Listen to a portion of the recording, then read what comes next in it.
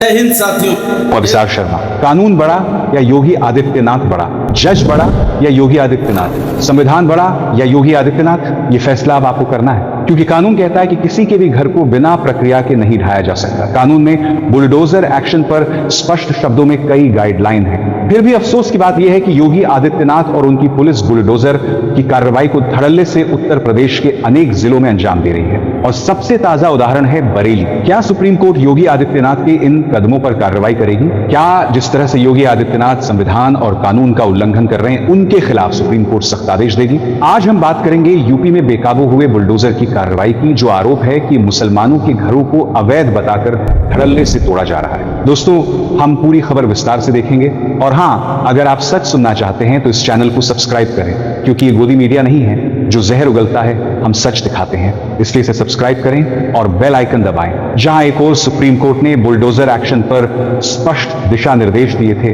उन्हें लक्ष्मण रेखा की तरह खींचा गया था। वहीं उन लक्ष्मण रेखाओं को पार करते हुए उत्तर प्रदेश में एक ऐसा क्रम जारी है जो सीधे तौर पर संविधान का उल्लंघन प्रतीत होता है। क्या इस देश में कोई कानून है और क्या उसे लागू करने के लिए कोई जिम्मेदार भी है? क्योंकि जिस तरह से कानून की धज्जियां उड़ाई जा रही हैं, आज मुस्लिम समुदाय द्वारा यही आरोप लग रहे हैं। सुप्रीम कोर्ट को पहले मौके पर इन तमाम गाइडलाइन और आदेशों को याद दिलाना चाहिए, जहां उन्होंने बुलडोजर कार्रवाई पर कड़े निर्देश दिए थे। फिर भी उन निर्देशों को अनदेखा करते हुए योगी पुलिस और योगी सरकार किस तरह से मुसलमानों के घरों का ढाना जारी रख रही है, ये एक गंभीर सवाल है। सबसे पहले मैं आपको ताजा तस्वीर दिखाऊंगा स्क्रीन पर। आप देख रहे हैं उत्तर प्रदेश के बरेली से आई हुई ताजा तस्वीरें। ये तस्वीरें साफ दिखाती हैं कि किस तरह मुसलमान होने पर सजा दी जा रही है। उदाहरण के तौर पर तौकीर रजा के दामाद मोहसिन रजा के घर पर बुलडोजर चलाया गया। खबरों के मुताबिक मंगलवार को पुलिस ने मोहसिन रजा के घर के कुछ हिस्सों पर बुलडोजर चला दिया।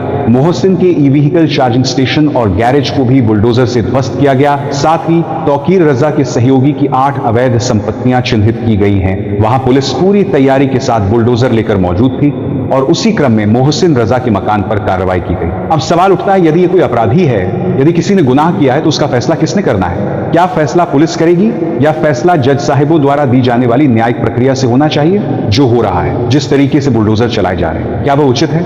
क्या किसी के मकान को इसलिए तोड़ दिया जाना चाहिए कि अचानक पुलिस ने घोषणा कर दी कि यह अवैध निर्माण है? ये वही आरोप है जो वर्षों से उत्तर प्रदेश पुलिस पर लगते रहे। कई घर 70-80 साल से थे, तब वे अवैध नहीं माने गए, पर जब कहीं दंगा या फसाद होता है तो मुस्लिम समुदाय के घरों को चिन्हित करके बुलडोजर चला दिया जाता है और कहा जाता है कि यह अवैध निर्माण था। सवाल यही है, तब आप कहां थे जब यह निर्माण हुआ था?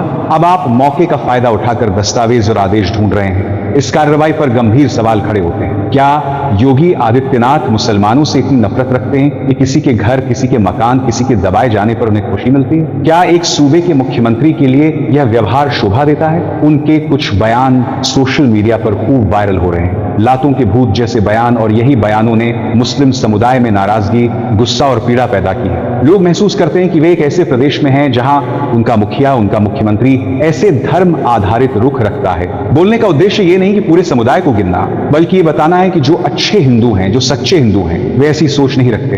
ये कट्टर नफरत की एक सनक है जो कुछ तथाकथित समूहों में है, और वही समूह मुसलमानों की नमाज, रोजा, दाढ़ी, टोपी जैसी बातों पर आपत्ति कर बैठते हैं। इसके बाद हिंसा, लिंचिंग, पिटाई जैसी घटनाएं बढ़ती हैं, और ये सब सिर्फ धर्म देखकर होता है। ये पूरा घटनाक्रम बहुत चिंताजनक है, और आज हम यही पूछते हैं, कानून है तो उसे लागू कौन करेगा? क्या न्यायिक संस्थाएं समय रहते हस्तक्षेप करेंगी? और क्या संवैधानिक सीमा रेखाओं की रक्षा होगी?